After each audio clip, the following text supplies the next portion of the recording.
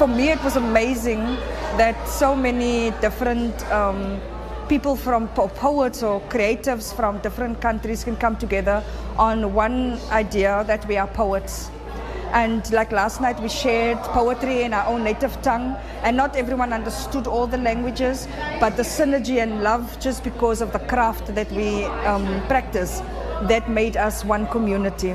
And I have so much more regard now for buying something made in China. I will think where it comes from. I will have a memory of China and understanding about China. It's not just a word and something on the map, and it has more value now for me than before. I did learn a Chinese poem actually. Somebody wrote it in English for me, so I really enjoyed. I don't know if I'm pronouncing it correctly, but I learned to say this yesterday.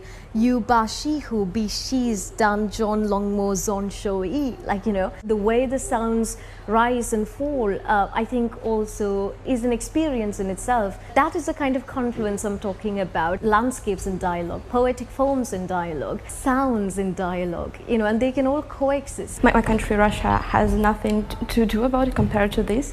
I have a lot to study and to look for. It is really important when we are engaging in poetry dialogue, in art dialogue with people from other countries, because it helps not only in our personal way but in art ways. And it's also a way of sort of understanding what brings us together as people. So many things coexisting in peace and harmony, and finding beauty in it. How different things can coexist and enrich each other without one having to sort of control the other. I think exchanges like this should always be present, because it breaks down that myths that we have of one another, and then we can see the people, and we don't see the social media, or we don't see the news or how it's being interpreted for us. We get to see with our own eyes.